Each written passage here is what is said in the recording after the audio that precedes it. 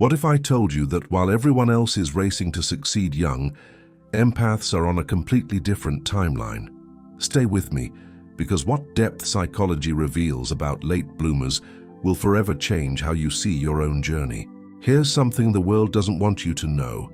Society celebrates the young prodigy, the early achiever, the person who has it all figured out by 30. But there's a psychological truth that changes everything. The most powerful individuals aren't those who peak early. They're those who spend decades building something the world can't see until it's unstoppable. And empaths, they're playing an entirely different game. Carl Jung discovered something revolutionary about human development. He called it individuation, the process of becoming who you truly are. But here's what most people miss. This process doesn't happen on society's timeline. It happens on the soul's timeline. And for empaths, that timeline is longer, deeper, and infinitely more complex than most people can imagine. Listen carefully to what happens next, because this is where everything starts making sense. While others are climbing corporate ladders in their 20s, empaths are doing something far more valuable. They're collecting data. Every betrayal, every manipulation, every emotional wound becomes part of their psychological education. Jung understood that suffering consciously experienced is never wasted. It's being stored, processed, and transformed into something most people will never possess: wisdom. But here's where it gets absolutely fascinating. The empath's youth isn't about achievement, it's about absorption. They're learning to read people at levels others don't even know exist. They're developing what depth psychology calls pattern recognition at a masterful level. They're mapping human behavior through lived experience, not textbooks. And this education takes time. Decades, actually. Society sees them as late starters. Psychology sees them as deep processors. Here's what research on emotional intelligence reveals. The brain's capacity for complex emotional understanding doesn't fully develop until the mid-30s, sometimes even 40s. The prefrontal cortex, responsible for integrating emotional wisdom with strategic thinking, is literally still maturing. While others are making moves based on incomplete development, empaths are waiting for their most powerful tool to come fully online. They're not behind, they're ripening. According to Jung's research on psychological types, empaths spend their early years in what he termed the wounded healer phase. They're not yet ready to own their power because they're still learning what that power actually is. Every difficult relationship teaches them boundaries. Every toxic workplace shows them their worth. Every betrayal clarifies their values. This isn't failure. It's what depth psychology calls necessary descent. You have to go deep before you can rise high. But here's the part that will send chills down your spine. While others peak early and plateau, empaths are building foundations that will support skyscrapers. Those early years of struggle? They're not setbacks. They're what psychologists call stress inoculation.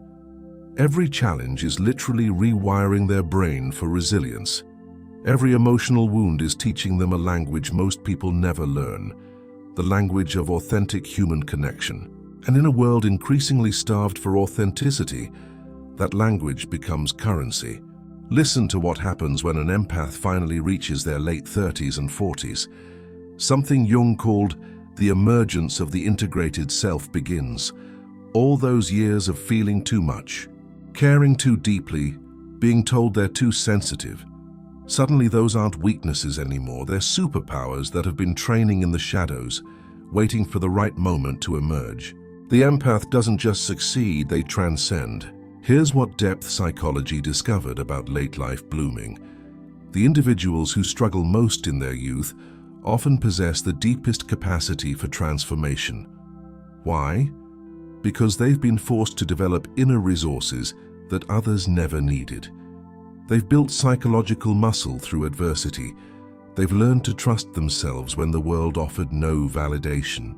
And when that foundation is complete, what they build on it is magnificent. Research on highly sensitive people reveals something extraordinary.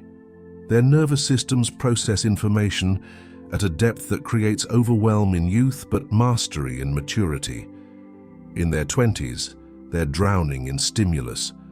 By their 40s, they've learned to channel that sensitivity into insight, creativity, and leadership that others simply cannot replicate. The trait that tortured them becomes the gift that defines them. But here's where the transformation becomes absolutely unstoppable. Empaths in their later years develop what Jung termed conscious relationship with their power. They're no longer trying to fit into systems that weren't designed for them. They're creating their own systems. They're not seeking approval from people who never understood them. They're building communities with those who recognize their depth. They stop performing and start being. And that authenticity becomes magnetic. According to developmental psychology, people who peak early often do so by conforming to external expectations. They succeed by fitting the mold. But empaths can't fit molds that aren't shaped for their depth. So they spend their youth feeling broken when really they're just being shaped for something bigger, something that requires emotional intelligence, hard-earned wisdom, and battle-tested resilience. They're being prepared for impact, not just success. Here's what happens when an empath finally owns their timeline. They stop comparing themselves to people on completely different paths. They recognize that their late blooming isn't a bug, it's a feature. They understand that the depth they've cultivated, the wisdom they've earned, the authenticity they've fought for, these things cannot be rushed. They reach what psychology calls self-directed development, where external timelines become irrelevant and internal truth becomes everything. Jung observed that the most powerful transformations happen not in youth but in midlife. He called it the second half of life, where achievement gives way to meaning, where success gives way to significance, where doing gives way to being. And empaths, who've spent their entire youth preparing for this shift, are perfectly positioned to dominate this phase. While others are having midlife crises, empaths are having midlife awakenings. But here's the final piece that makes everything crystallize. The world celebrates early success because it's visible, measurable, easy to understand. But depth psychology reveals something profound. The most lasting contributions, the most meaningful work, the most transformative leadership, these rarely come from the young and unscathed. They come from those who've been broken open by life and learned to alchemize that breaking into breakthrough. Empaths don't peak early because their peak isn't about external achievement. It's about internal integration. It's about becoming so completely themselves that their mere presence shifts rooms. It's about developing wisdom so deep that people seek them out, not for answers, but for understanding. They become what Jung called individuated beings, people who've completed the hero's journey and returned with medicine for the collective. Research shows that empaths in their later years often become therapists, coaches, healers, artists, and leaders in fields requiring deep human understanding. Not because they studied these things academically, but because they lived them experientially. Their credentials aren't on paper. They're etched into their psyche through decades of conscious suffering and intentional growth. They are the proof that late blooming isn't late at all, it's right on time. This is why empaths peak later in life, not because they're slow, but because they're deep. Not because they're behind, but because they're building something that requires time, wisdom, and a level of self-knowledge that simply cannot be rushed.